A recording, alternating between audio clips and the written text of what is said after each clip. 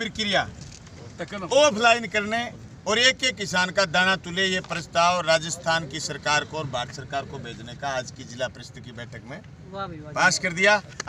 नमस्कार, आप देख रहे हैं कलम न्यूज। हनुमानगढ़ जिला परिषद की थी आज प्रथम बैठक से पहले ही किसानों ने कर दिया आज हंगामा और जिला परिषद के गेट पर जमा लिया कब्जा। कारण आपको बताएंगे, खुलासा आपको करेंगे कि किसानों के द्वारा जिला परिषद पर क्यों कब्जा किया गया, गेट पर क्यों कब्जा किया गया,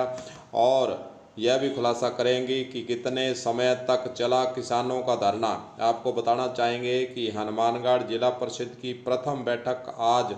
होने जा रही थी। बैठक से पहले ही किसान वहां पर आ धमके और जिला परिषद के गेट पर उन्होंने धरना लगा दिया, नारेबाजी की गई।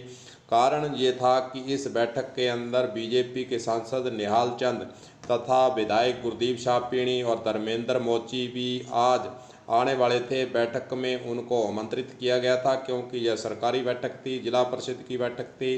इसमें चुने हुए जनप्रतिनिधियों को भी बैठक के अंदर बुलाया जाता है। उसी की कड़ी में बीजेपी के सांसद और विधायकों को बुलाया हुआ था, परंतु किसानों के द्वारा बैठक में उन्हें नहीं जाने के लिए और घराव करने के लिए, काले झंडे दिखाने के लिए यह योजना बनाई गई और 9:30 बजे ही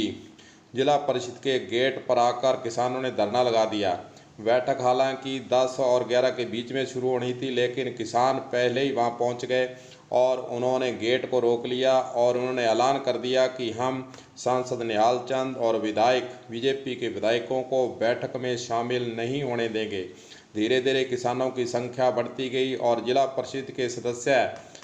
खासकर वे भी यहाँ पहुँचने लगे। उप जिला प्रमुख और जिला प्रमुख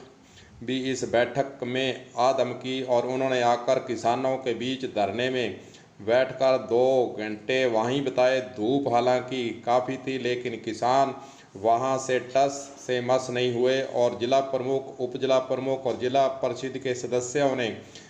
किसानों के धरने में बीच में आकर आज बैठकर उनका समर्थन किया। इसी बीच बलवान पूनिया विधायक भादरा भी इस धरने पर पहुंचे। उन्होंने भी धरने को संबोधित किया और किसानों के द्वारा जो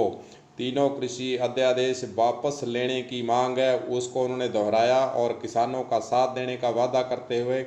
उन्होंने जिला परिषद से यह प्रस्ताव पारित कराने की भी वहां किसानों के आगे यह मांग भी रखती थी कि जिला परिषद की बैठक में कृषि तीनों अध्यादेश को वापस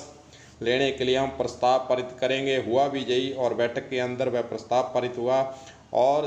राज्य सरकार, भारत सरकार को भेजने का निर्णय भी जिला परिषद की बैठक के अंदर लिया गया कि तीनों कृषि अध्यादेश को वापस लिया जाए। काफ़ी बाहर किसानों की गहमागहमी रही और काफ़ी पुलिस जाब्ता भी वहां पर तैनात रहा किसी भी अनहोनी घटना को रोकने के लिए। हालांकि बीजेपी के सांसद निहाल चंद मेघवाल व विधायक गुरदीप शाहपीणी व धर्मेंद्र मोची इस बैठक में सुबह से 4 बजे तक जो बैठक चली आज उसके अंदर नहीं आए। हालांकि उनको सूचना मिल चुकी होगी कि किसानों का आज विरोध उनको सहना पड़ेगा, काले झंडे उनको दिखाए जाएंगे, इसीलिए उन्होंने बैठक में आने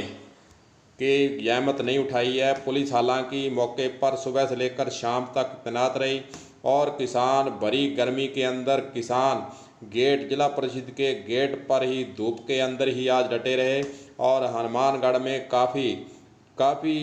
समय तक इस प्रकार की चर्चाएं होती रही कि अगर विधायक और सांसद महोदय इस बैठक के अंदर आए तो फिर क्या होगा। मन के अंदर इसी प्रकार, हालांकि कांग्रेस के विधायक और बलवान पूनिया और अमित चटान तीनों विधायक जो है इस बैठक के अंदर शिरकत करने जरूर पहुंचे हैं और उन्होंने बैठक, जिला परिषद की बैठक के अंदर भाग लिया है, परंतु बीजेपी के सांसद और विधायक इस बैठक के अंदर भाग लेने नहीं पहुंचे हैं। आपको महेंद्र शर्मा का, किसान नेता महेंद्र शर्मा से बातचीत की गई है, उनका क्या कहना है आपको सुनाते हैं कि इस आज की जो धरना प्रदर्शन था उस पर क्या क्या आज घटनाएं हुई, सुनिए। आज जिला परिषद हनुमानगढ़ की प्रथम मीटिंग थी जिसमें बीजेपी एमएलए और एमपी आने थे। आज हम सुबह 10 बजे से लेकर के जिला परिषद के गेट के आगे अब 4 बज चुके हैं, किसान बैठा है। जिस तरीके से केंद्र सरकार, मोदी सरकार, अंबानी और अडानी की सरकार जिस तरीके से 3 काले कानून लेके आई थी, उन काले कानूनों के खिलाफ क्षेत्र का किसान, राजस्थान के हनुमानगढ़ ज़िले का किसान पूरे देश के अंदर जो लड़ाई लेके चला हुआ है। हम कहना चाहते हैं केंद्र सरकार के जो बीजेपी के जो एमएलए और एमपी हैं, आज वो नहीं आए ना, इसी बात से लेकर के नहीं आए। उनको पता है, हम कहना चाहते हैं सरकार से भी कि बीजेपी का एमएलए एमपी कोई भी फूल के निशान पर जीतने वाला आदमी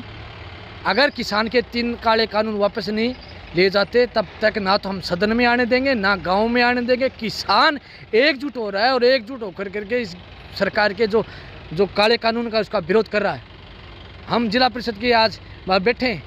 हमने कहा है केंद्र सरकार से कि ये 3 काले कानून ले लो, वरना हम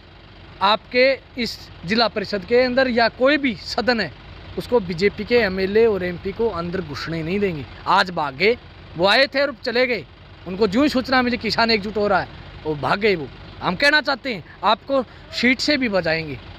आने वाले चुनाव में। आप जिस तरीके से आप कानून ला करके जो खेती पर जो हमला किया है, किसान के ऊपर हमला किया है, बेरोजगारी ला करके जो रोजगार पर हमला किया है, उसको लेकर के क्षेत्र का किसान, नौजवान और विद्यार्थी एकजुट होकर के आपकी गलत नीतियों का विरोध करेगा और आपको झुकना पड़ेगा। आज जिस तरीके से आज किसान सुबह से लेकर करके शाम 4 बज गए, हमारी तटनिष्ठता ये है, हम इसलिए लगन से लगे हुए हैं कि जिस तरीके से काले कानून लेके आए हैं, हमारी खेती पर हमला हुआ है, हमारे खेत और खलिहान पर हमला हुआ है, हमारी मुस्कान पर हमला हुआ है, उसके खिलाफ हम एकजुट होकर के इस लड़ाई को लड़ रहे हैं। हम सरकार से कहना चाहते हैं कि जल्द से में रहते 3 काले कानून वापस नहीं लिए तो हमारी ये लड़ाई जारी रहेगी। अब 4 बज चुके हैं, पर तो हमारे जोश और होश जब तक ये 3 काले कानून वापस नहीं लिए जाते, इसकी यह लड़ाई जारी रहेगी। हालांकि आज किसानों ने हनुमानगढ़ में यह घोषणा भी की है कि जब तक मोदी के द्वारा 3 कृषि अध्यादेश को वापस नहीं लिया जाता है तब तक बीजेपी के सांसदों चाहे विधायकों उनको सरकारी बैठकों के अंदर भाग नहीं लेने दिया जाएगा और उनका हर जिले में उनका विरोध किया जाएगा, हर तहसील में विरोध किया जाएगा और किसी भी सरकारी कार्यक्रम हो चाहे कोई और सभा हो, उनको उन सभा और सरकारी बैठकों के अंदर भाग लेने के लिए इस किसान उसका विरोध करेंगे, काले झंडे दिखाएंगे और उनको यह विवश कर देंगे कि वे बैठकों से दूरी बनाए रखें। अब देखने वाली बात होगी कि किस प्रकार किसानों के विरोध को सहते हुए बीजेपी के जनप्रतिनिधि, चाहे संसद की बात करें चाहे विधायक की बात करें, क्या वे सरकारी बैठकों में और अन्य कार्यक्रमों में आने परहेज करते हैं या फिर वे बैठकों के अंदर आते हैं। कलम न्यूज़ के लिए गुरदेव सिंह सैनी की रिपोर्ट।